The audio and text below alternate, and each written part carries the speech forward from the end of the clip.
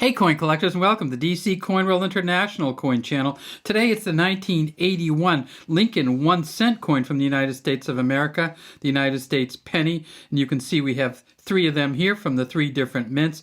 Over here we have no mint mark at all on this one, and that means it's from Philadelphia.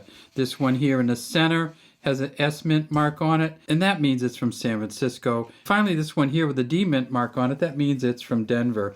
So we see the D there. It's chipped a little bit. There's a little bit of extra material on one side and a little bit less than there should be on the other, but that doesn't add much to the value of this coin. If you find a coin with some little anomaly on it like this, keep it, because they're sometimes worth some money, and even if they're not, they're fun coins to have. They made it three different mints. This one is clearly a proof mint coin. The San Francisco Mint in 1981 is where you get some of your interesting coins from 1981. They made two different mint marks on the San Francisco Mint coins. They made what they called the clear S or the open S, and then they made a squished S or a kind of a muddy S. This is the clear S version of the 1981 coin.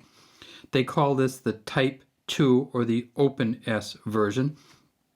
There was also the Type 1 or the squished or kind of muddy S version. The clear S version, 10 to 20% of the San Francisco coins have this S. If you have the open S Type 2, it's worth slightly more than the muddy S until you get to the highest level, and then it's worth about twice as much. So if you can get a Type 2 at a Proof 70 deep cameo, and this is not a deep cameo. It does come off the coin pretty well, but it's not a deep cameo, and when you look at the lines and stuff on here, you see that it's not even a Proof 70, but they found three Proof 70 deep cameos of the Type 2, and they're worth $7,500.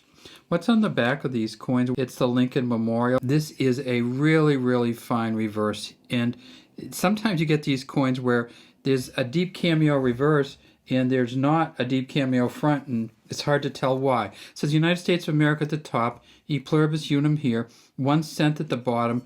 Over here on the side we see two initials, F and a G, for Frank Gasparo, the engraver of this coin. And then way down inside we see Lincoln. The San Francisco Mint, they made 4.1 million total, and if you get one of these with the muddy S on it, it's worth about $3,400 in a deep cameo, but deep cameo front and back. The Denver coin from 1981, they made $5.4 billion. They found two mint state 67 pluses. Those are worth about $5,250. You can see this one has just scratches all over it. Enough. Usually when you have scratches at the mint, it's not too big a deal, but when you have this many scratches all over the coin, it really takes away from the value. So if we magnify it out, you can see just how scratchy it is, and that means that it's just not going to be worth much. This coin in, you can see the VDB down there. Again, not much definition, so this was not one of their proudest moments here. One of the things you can see on this one, if you look at it, is this rim's really thin right here, and it gets wider as you go. So not only did they have a little trouble with the D on here and a lot of scratches on here, it isn't exactly centered on the rim. So real thin rim on the bottom, real wide rim on the top. We tip it up and we see that this is a smooth edge coin. This is the penultimate year, or second to the last year, of the copper pennies. In 1982, they moved away from the copper pennies and moved to the copper covered zinc pennies. For 1981, every penny was a copper penny. They weigh 3.11 grams. When you get to 1982, some of them were copper-coated zinc, and some of them were the 95% copper coins, and they made them both in 1982. They made 13 billion Lincoln pennies in 1981, and so they're out there and they're all around.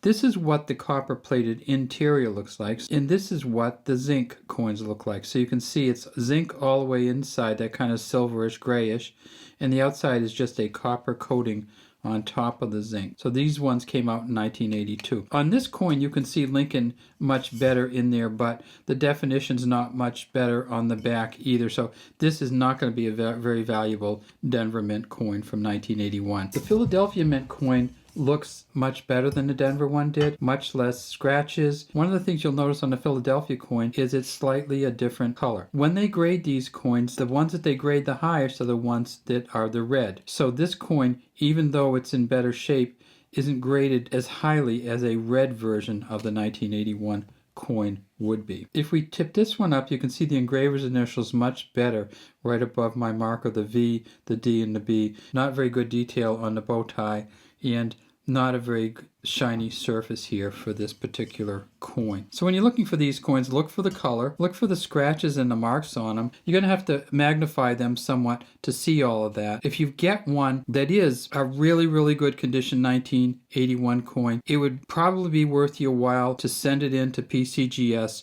or NGC to get it graded, because there's so few of the high value 1981 coins out there that if you can get a high grade, you're going to get a lot of money for them. All right, that's all we have today from DC Coinwell International Coin Channel. We'd love to have you subscribe to the channel and leave any comments you have in the comments section.